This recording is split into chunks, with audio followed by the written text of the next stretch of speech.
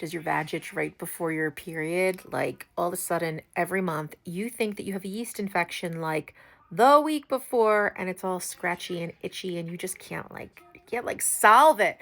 But you don't know why. Hi, I'm your local OBGYN. I love women and let's talk about it. So, I do hear this kind of frequently, not as much in my younger patients, but more so in like my seasoned ladies.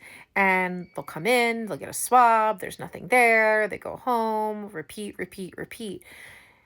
We got to go back to the basics on this, like the science, like the geeked out stuff that I love.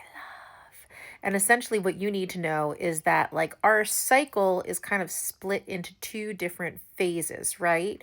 So we have our follicular phase and our luteal phase, and one makes the egg, and the other one ovulates and, like, waits to see if you're going to cook anything. And then if you don't, you're not pregnant, and that fails, and your lining comes out, yada, yada, yada, yada. So the first half of the phase is very estrogen dominant in its timing, like the first 14 days or so of your cycle, you make a lot of estrogen in order to support the lining and the anticipation of a possible pregnancy. But then the second half, the estrogen, when you don't conceive, goes and you become more progesterone dominant. And that's when you get moody, bloated, and then anticipate your period.